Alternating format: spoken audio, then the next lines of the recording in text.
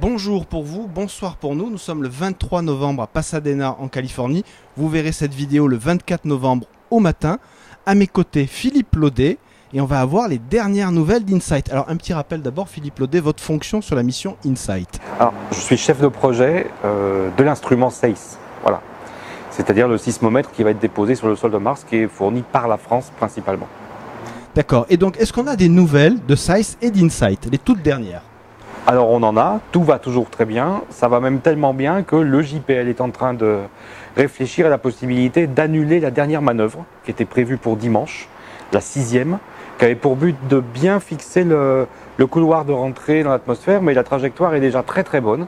Alors j'ai vu le chef de projet de la mission Insight, Tom Hoffman, hier soir. Ils avaient entamé une série de réunions préparatoires et aujourd'hui ils doivent avoir la dernière, donc demain je pense avoir l'information si on fait cette manœuvre ou pas. Voilà. Et le sismomètre SAIS, est-ce qu'on a eu des nouvelles pendant le trajet? Est-ce qu'il y a eu des tests de fait? Oui, au CNES, on a fait, le JPL est allumé, au CNES, on a traité les données. Pendant le mois de juillet, pendant le mois d'août, on l'a allumé à 3 reprises. Donc on a pu vérifier que, en tout cas, ce qu'on peut vérifier en apesanteur pendant une phase de croisière, puisque évidemment, comme c'est un sismomètre, il ne peut pas être équilibré vu qu'il dépend de la gravité. Donc quand il n'y en a pas, il n'est pas équilibré. Mais les courants qui nous renvoyaient quand on l'allumait étaient les valeurs attendues. Donc, on peut au moins dire qu'il avait bien survécu au décollage. Ce qui était rassurant.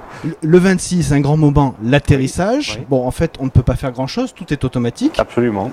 Et après l'atterrissage, il y a une phase très délicate, c'est la pose du sismomètre sur la surface de Mars. Donc, comment ça va se dérouler?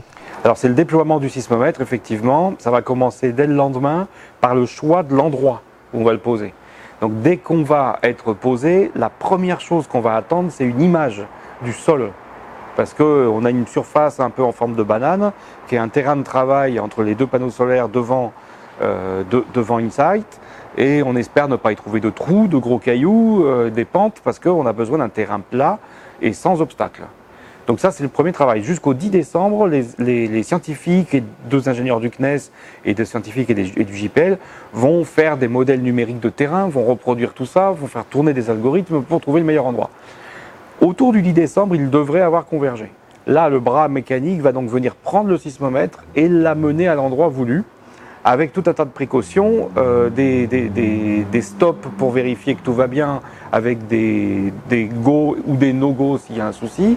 Et on devrait avoir posé le sismomètre et le relâché entre Noël et le jour de l'an.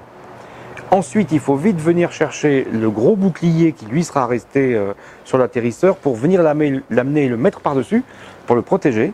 Parce que pendant toute la première phase, jusqu'à ce qu'on le déploie, il a froid et ce bouclier lui permettra d'avoir moins froid pendant tout le reste de la mission.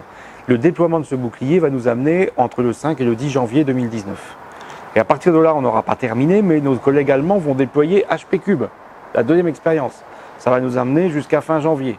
Et on va consacrer le mois de la fin janvier et le mois de février, et puis une partie du déploiement d'HP-Cube aussi, parce qu'on ne sera pas éteint, on fera quelques trucs. Mais on va consacrer l'essentiel du temps suivant jusqu'à peu près fin février à vérifier que le sismomètre va bien, à le calibrer, à lui envoyer des fonctions bien connues pour voir comment il nous les renvoie et régler tout ça. Et nominalement, l'équipe du CNES et les scientifiques rentreront en France fin février. Les mesures continueront depuis la France avec le Sismoc jusqu'à fin mars. Et normalement, début avril, si tout s'est bien passé, on donne les clés aux scientifiques et au Sismoc pour 2 ans minimum terrestre de durée de vie d'exploitation du sismomètre.